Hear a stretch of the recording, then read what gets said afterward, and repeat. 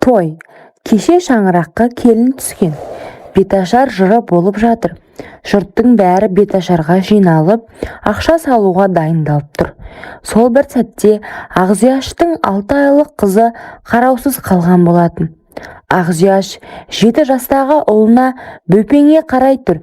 Қазір тез келемін, тербетсең ұйықтап қалады, деді.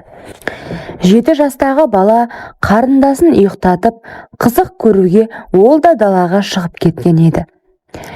Той болып жатқан үй болғасын, балалар үйге кіріп шығып жүрген. Сол балалардың қайсысы екені белгісіз.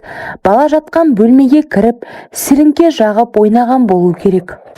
Ойнап лақтырған сіріңкесі бесіктегі шілтер матаға лап ете қалатынын қайдан білсін.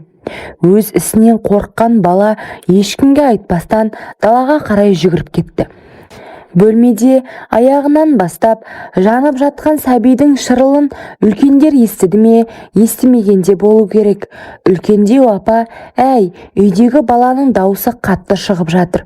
Байғұстың ішегі қатып қалар. Кім бар, жұбатсаңдаршы, деп дауыстағанда жастау келін үйге кіріп кетіп айқайлады. Өрт, өрт, бесік өртеніп жатыр.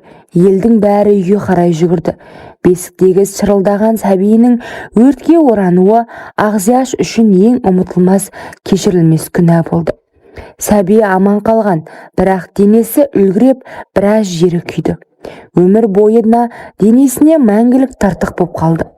Айлап ауруханада жатқан Ақзияш сәбиінен шырылы жүрегін әбден ауыртты. Сол бір жағдайға өзін кінәлі санаған ана қызының жағдайы тұрақталғанша жүдеп кетті. Арада біраз жылдар өтті. Кезінде өрттен аман қалған 6 айлық қыз 6 жасқа толды. Сол бір жағдай денесінде өшпестей із қалдырған болатын. Сол қыздың есімі Майгүл еді. Әлі де ойын баласы болса да, үстіндегі тыртықтарынан ұялып, ұзын көйлек киюге дағдыланды. Көрші балалар көбіне Майгүлді қатарына қоспады. Майгүлге бір қарағанда қорқатындай. Денесінің жартысы, мойны, сол жақ беті кезіндегі күйіктен тартық боп қалған. Әлі жеткен балалар Майгүлді ұрып та жібереді. Ол кезде үйге жылап келсе де, үлкендер еш уақытта баланың ортасына түспейтін. Мектеп оқса да, сол балалар Майгүлге әлім жеттік жасап, сумкасына салған нанын, басқа да заттарын тартып алатын. Есейе келе Майгүл тұйық бола бастады. Қатарластары да, көршілес достары да байғұс қызды маңайларына жолаттырмайтын. Олар Айгүлді кемпір, мыстан кемпір деп мазақ ететін. Сол себепті ешкіммен араласпауға шешім қабылдады. Майгүл бар уақытын кітап оқу мен және үйдің тірлігіне арнады. Сабағында өте жақсы оқыған, сыртқы келбеті сүйкімсіз көрінсе де, ішкі дүниесі өте мейірімді, бауырларына қамқор, кішіпейіл қыз еді. Майгүл қыз мектепті қызылмен бітіріп, оқуға құжатын өткізіп қойды. Бірақ тағдыр оған тағы да тосынсый дайындап қойған еді. Өмірі ауырдым деп айтпаған анасы қан қысымынан аяқ астынан құлап арбаға таңылды.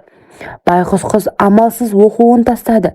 Келер жылы оқимын деп ойлаған, бірақ ауру анасына қараймын деп ақ уақыт сырлап өтіп жатты.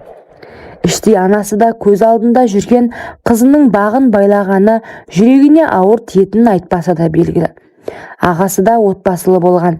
Бірақ көп ұзамай келіні айқай шығарып, артынан ағасы да балаларым үшін деп кетіп қалды. Ара-тұра ақша мен азық түліктерін әкеп береді. Сол анасын күтемін деп жүріп, жасы 30-ға келгенін байқамай қалды. Анасы да соңғы кезде жиі ауырып, ана дүниеге аттанды.